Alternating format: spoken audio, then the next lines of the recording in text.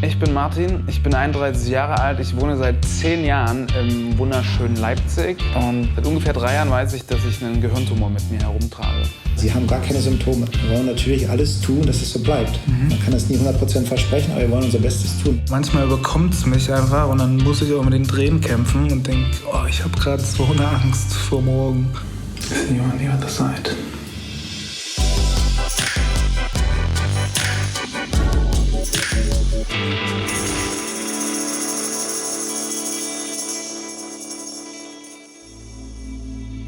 Bis 9 habe ich runtergezählt und dann vergehen insgesamt 5 Stunden, von denen ich nichts mitbekomme.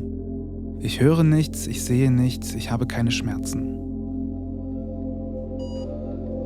Als ich die Augen aufmache, liege ich schon auf der Intensivstation. Ich fühle mich matschig und durcheinander. Mir ist etwas übel, ich habe leichte Kopfschmerzen und jede Bewegung ist anstrengend. Und meine Augen kann ich kaum offen halten. Worst Hangover ever. Aber mir wird sofort klar, ich habe es tatsächlich überstanden. Die OP liegt hinter mir und es ist offensichtlich nichts kaputt gegangen, denn ich kann alles sehen und ich höre auch alles. Eine riesige Last fällt von meinen Schultern.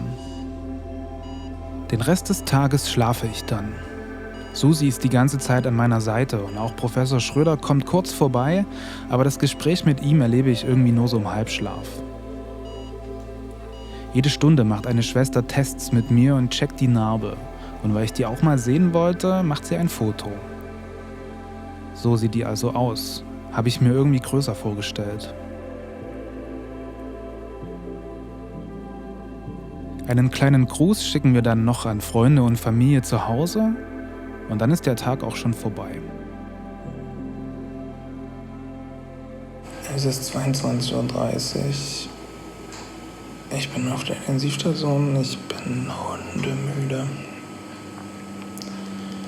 Bin die ganze Zeit weg, bin aber auch hart auf Schmerzmittel.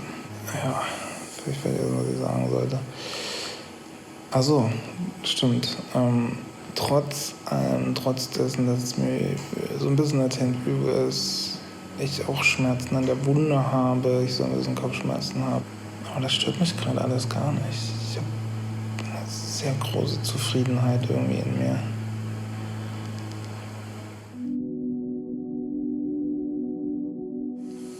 Tag 1 nach OP. Bis eben war es hier gerade noch schön ruhig. Jetzt wird hier immer mal gebohrt. Das fand ich nicht so gut.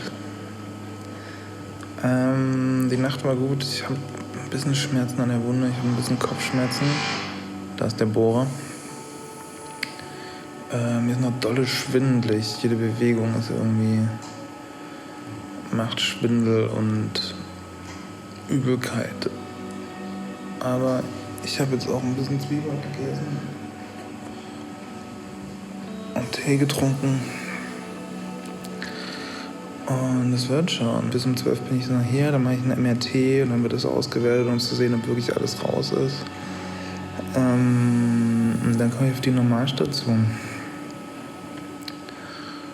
Es war alles nicht so schlimm wie erwartet. Das ist ekelhaft, das ist nervig, ich bin schwach, ich habe einen Haufen Kanülen hier überall. Aber ich glaube, ich habe es mir schlimmer vorgestellt. Ich hätte nicht gedacht, dass ich das sagen würde. Ich merke heute zwar deutlich, dass die Narbe ganz schön wehtut und ich auch ein dumpfes Gefühl im linken Ohr habe, weil da bei der OP etwas Hirnwasser reingelaufen ist, aber tatsächlich überwiegt in diesem Moment die Freude darüber, dass es jetzt weitergehen kann.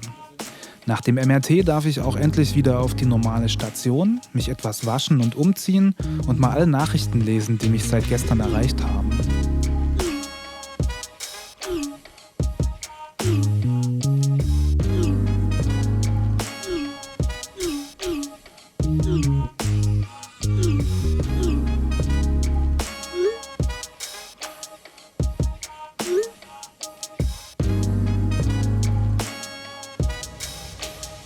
Ich habe so viele tolle Nachrichten bekommen. Das war unglaublich gut. Das hat richtig Energie gegeben und einfach zu wissen, dass da draußen so eine Menge an Menschen sind, die mitfiebern und die sich Gedanken machen, die sich Sorgen machen und die auch froh sind, als sie gehört haben, dass es alles gut gelaufen ist. Das ist echt fantastisch und hat im Grunde das bestätigt, was ich irgendwie schon wusste, aber was auch in den letzten Monaten immer klarer geworden ist, nämlich, dass ich echt einen tollen Freundeskreis habe, dass das geile Leute sind, dass das gute Menschen sind, die mich umgeben und nicht nur die 5, die ihr jetzt auch in der Serie kennengelernt habt, sondern noch eine ganze Menge mehr, die einfach da waren und supportet haben.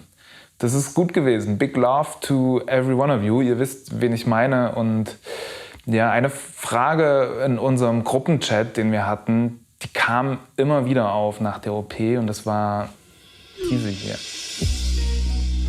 Wir wollen Bilder sehen und tatsächlich habe ich von der OP, also von dem Endoskop, Fotos und Videos bekommen. Und ich habe eine Weile überlegt, ob ich es hier einbaue und habe aber gedacht, dass es irgendwie doch dazugehört zu dieser OP und zu dieser Reise, die ich durchgemacht habe.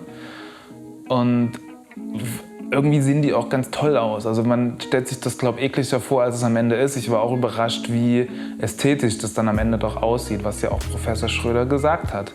Für alle, die das jetzt nicht sehen wollen, die skippen am besten mal die nächsten 60 bis 90 Sekunden. Für alle anderen, viel Spaß. Okay, zuerst klären wir am besten noch mal kurz die Lage. Auf diesem MRT-Bild sieht man meinen Kopf von vorn. Wir fahren also immer ein Stück weiter nach hinten. Wir erinnern uns, die Bilder sind spiegelverkehrt, also die linke Seite ist hier rechts. Und das ist der Tumor. Der Eingang wurde hinters Ohr gelegt und von dort konnte Professor Schröder die Stelle ziemlich gut erreichen. Und in echt sieht es dann so aus.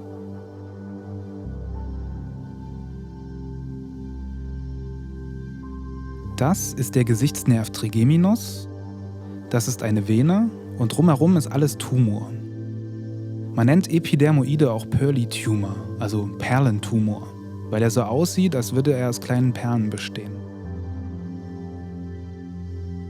Entfernt hat er das Teil mit einem kleinen Sauger. Der Trigeminusnerv und die Vene sind hier schon komplett freigelegt. Und auch wenn das alles mega groß und ruppig aussieht, der Sauger hat nur ein paar Millimeter Durchmesser. Schon verrückt, der Blick aufs eigene Gehirn. Dass Professor Schröder ziemlich gute Arbeit gemacht hat, sieht man auf den MRT-Bildern. Hier war der Tumor. Das ist noch so ein bisschen eingeditscht. Da sieht man noch diese Raumforderung, dass es ein bisschen eingeteilt ist, aber hier war alles weiß. Und hier war noch Tumor drin, da unten. Okay. Und das haben wir hier mit dem Häkchen rausgeholt. Und ein Endoskop. Siehst du das hier? Das war der Tumor.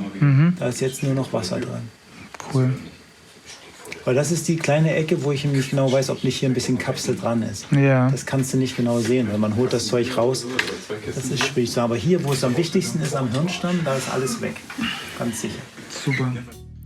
Im Grunde ist alles weg, bis auf die eine Ecke, wo er sich nicht ganz sicher ist und das Wasser im Ohr, was aber allein wieder weggehen sollte.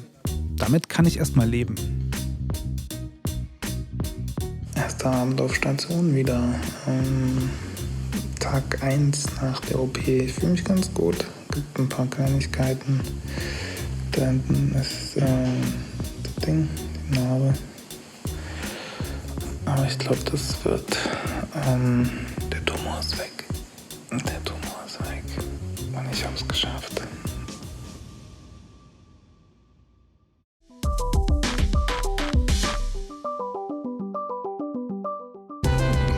Freiheit. Ich bin wieder draußen. Sieht eigentlich ganz frisch aus, oder? Ja. Am 4. Tag nach der OP verlasse ich das Krankenhaus. Noch etwas wackelig auf den Beinen, aber ohne Schmerzen oder andere Symptome. Wahnsinn, wie schnell das jetzt alles ging. Wir bleiben noch 2 Tage in Greifswald, um einfach in der Nähe zu sein, falls noch was ist. Es kann nämlich schon mal passieren, dass die Wunden wieder aufgehen oder Hirnwasser aus der Nase läuft. Darum darf ich mich jetzt auch erstmal nicht bücken und keinen Druck im Kopf aufbauen. Aber ich fühle mich gut. Ich bin aus dem Krankenhaus raus. Ich bin in der Ferienwohnung. Und ja, bin zum einen ganz froh, dass ich da weg bin, weil ich absolut nicht schlafen konnte die letzten Tage.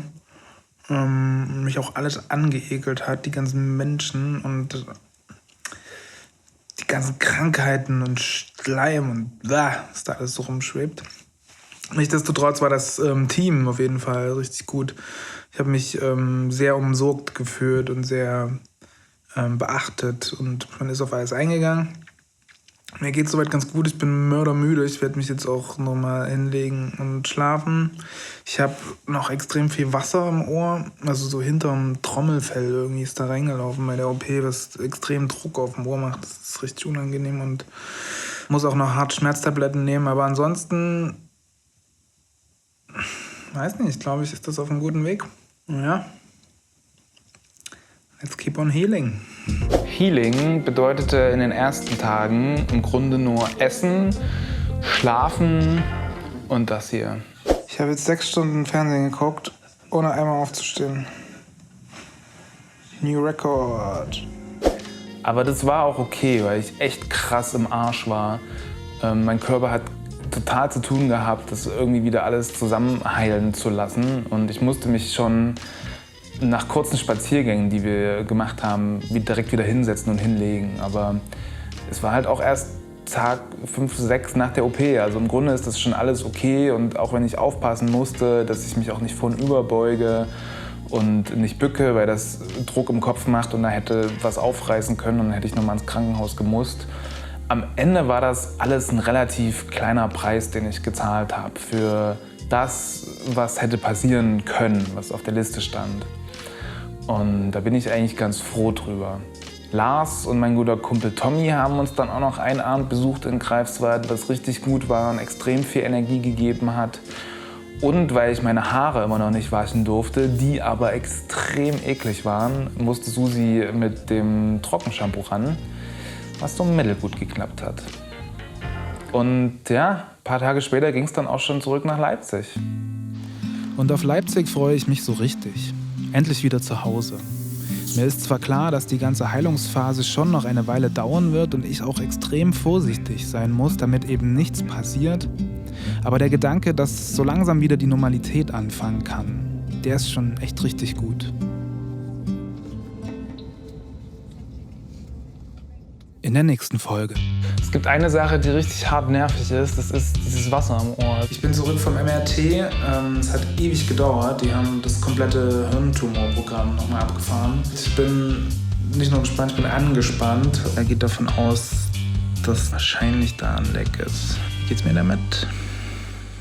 Ziemlich beschissen.